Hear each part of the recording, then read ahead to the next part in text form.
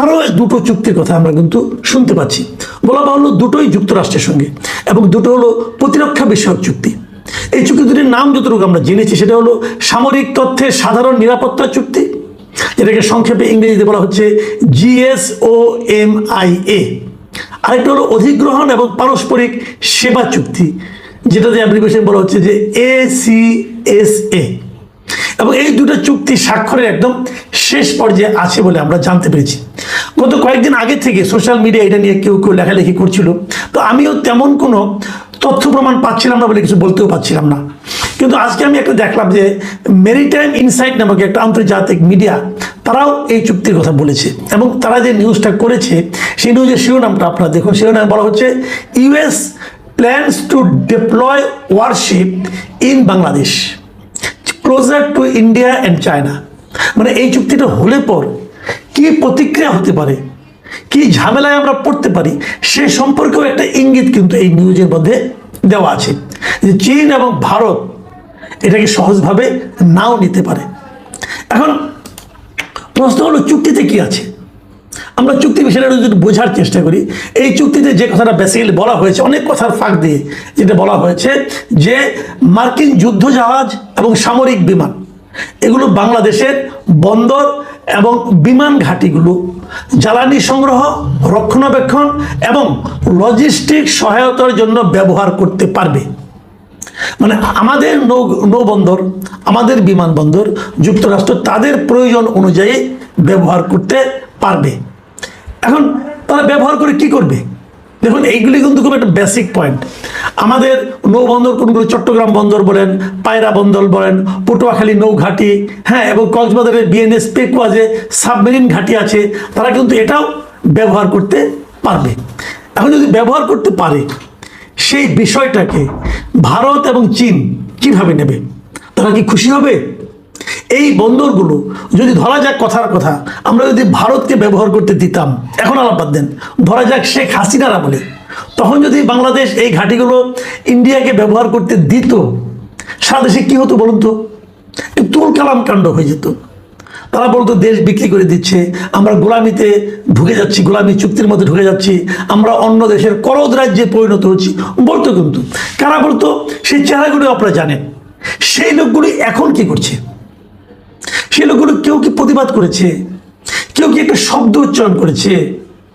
তাহলে যে গোলামি হয়নি সেটা নিয়ে তাদের চিৎকার চেঁচামেচি আমরা দেখেছি, কিন্তু যে গোলামি হয়ে যাচ্ছে, চুক্তির নাম টাম সবই ঠিক হয়ে গেছে, কি হবে তাও আমরা ইন্টারন্যাশনাল মিডিয়াগুলোতে এগুলো নিয়ে লেখালেখি চলছে, সেগুলো নিয়ে আমাদের মিডিয়াও চুপ, এবং আমাদের ওই দেশপ্রেমিক লোক যারা গোলামির কথা শুনলে পরে যাদের গায়ের রক্ত টকবক করে ফুলতে থাকে, সেই লোকগুলি এখন হিম শীতল রক্ত নিয়ে চুপচাপ বিচরণ করছেন হাসি মুখে।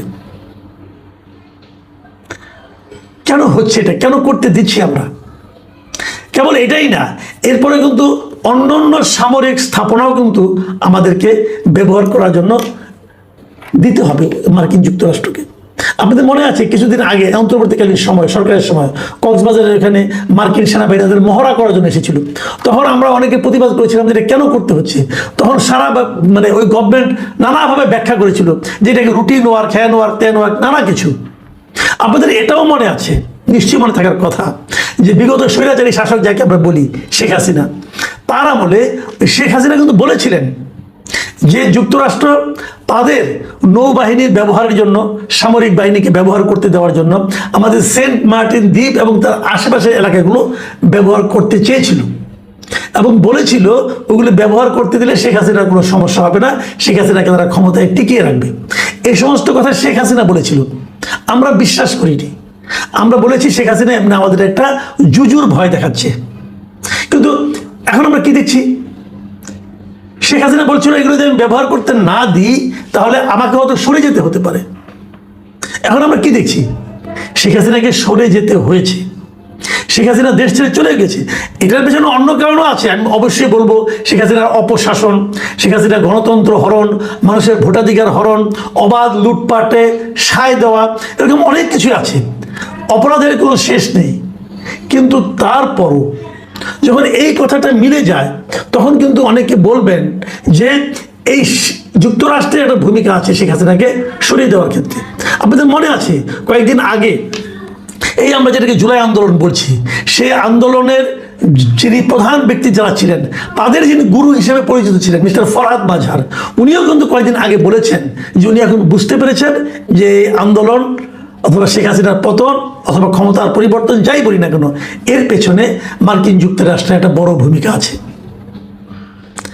মার্কিন যুক্তরাষ্ট্রের ইন্টারেস্টে কোথায়, সেগুলো আমরা ধীরে ধীরে টের পাচ্ছি।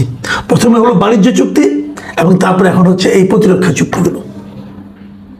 তাহলে তো সেই একই কথা হলো, শেখ হাসিনাকে আমরা দেশ থেকে তাড়িয়ে দিলাম, শেখ হাসিনাকে আমরা বললাম এগুলি করেছে, আমরা বললাম শেখ হাসিনা জুজুর ভয় দেখাচ্ছে, কিন্তু এখন দেখা যাচ্ছে সেগুলোই তো বাস্তবায়িত হচ্ছে। আচ্ছা, আমরা হাইপোথেটিক্যালি ধরি যদি এই ঘটনাগুলি ঘটে যায় আমাদের কি হবে? ভাবুন তো, যুক্তরাষ্ট্র এখানে কেন এই ঘাটিগুলি করতে যাচ্ছে, ঘাটি মানে তাদের অবস্থান নিতে যাচ্ছে কেন?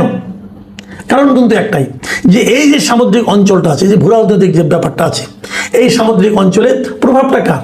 ভারতের এবং চীনের। ভারত এবং চীনের এই প্রভাব যেটা বিস্তার করে আছে, এর বিপরীতে যুক্তরাষ্ট্র তার প্রভাব এখানে খাটাতে যাচ্ছে। তারা যদি সেখানে খাটাতে চায়, সেটাকে কি চীন এবং ভারত সহজভাবে নেবে? আপনারা ভাবুন, নেবে? নেওয়ার কোনো কারণ আছে? চীনের সঙ্গে যুক্তরাষ্ট্রের কি সম্পর্ক, এটা তো আমরা কদিন আগেই দেখলাম। যুক্তরাষ্ট্র তার দলবল নিয়ে, ট্রাম্প তার দলবল নিয়ে, এলন মাস্ক সবাইকে নিয়ে, যত ব্যবসায়িক টাইকুন আছে সবাইকে নিয়ে চীনে এসেছিলেন, চীনের প্রেসিডেন্টের সঙ্গে দেখা করেছেন, আলোচনা করেছেন, তারপর বিফল মনোরথ হয়ে ফেরত গেছেন। তারা চীন থেকে কিছুই পাননি। চীন বুঝিয়ে দিয়েছে যে যুক্তরাষ্ট্রের সঙ্গে চোখে চোখ রেখে কথা বলার সামর্থ্য তারা অর্জন করেছে। এখন যদি আমাদের এই সমুদ্র অঞ্চলে যদি যুক্তরাষ্ট্র তার প্রভাব বিস্তার করতে আসে, যদি আমাদের বিমান ঘাঁটিগুলো তাদের সামরিক বিমান ব্যবহার করার সুযোগ পায়, যেটা চীনও পায় না এবং ইন্ডিয়াও পায় না, তো তারা কি এটা সহজভাবে নেবে? নেবে না। না নিলে কি হবে? যুক্তরাষ্ট্র এবং চীন মুখোমুখি হবে। কোথায় মুখোমুখি হবে? আমাদের সমুদ্র এলাকায় মুখোমুখি হবে। আমরা হব চীন এবং যুক্তরাষ্ট্রের যে বিরোধ, সেই বিরোধের ক্ষেত্র। আমরা আমাদের জমি দেব, তোমরা আমাদের জমিতে বসে যুদ্ধ করো। তখন সেই জমিটার কি অবস্থা হবে?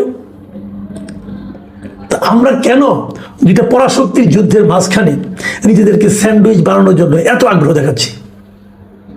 এটা কি আমাদের স্বার্থে নাকি যুক্তরাষ্ট্রের স্বার্থে?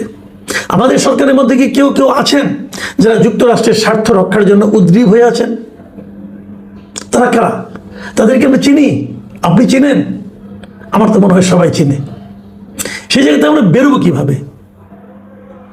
এবং সবচেয়ে দুর্ভাগ্য যে কথাটা, যেটা আমি বারবার বলে আসছি, যে এই ঘটনা ঘটাচ্ছে, হয়তো এমন হতে পারে আমাদের সরকার একটা চাপের মধ্যে আছে, আমাদের সরকার ভয় পাচ্ছে, কিন্তু আমাদের সরকারকে সেই ভয় থেকে বের হওয়ার জন্য আমাদের বিরোধী দল বলেন, তারা কি করছে? তারা কি কোনো ভূমিকা রাখছে?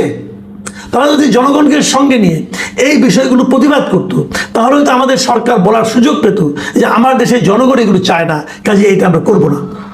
কিন্তু সেই সুযোগটা কি সরকার পাচ্ছে অথবা নিচ্ছে? সরকার নিজেও বলতে পারতো যে আমাদের জনগণ এগুলো চায় না। সরকার জনগণের কাছে পুরো বিষয়টা ওপেন করে দিতে পারতো, কিন্তু সেগুলো কোনো কিছু আমরা দেখতে পাচ্ছি না। আমরা বুঝতে পারছি না দেশ আসলে কোন দিকে যাচ্ছে, দেশ আসলে কার আঁচল তলে যাচ্ছে, দেশ আসলে কার ভিত্তিতে পরিণত হচ্ছে। প্রিয় দর্শক, এই নিয়ে হয়তো আরো আলোচনা করতে হবে। এখন এই পর্যন্তই। আল্লাহ হাফিজ।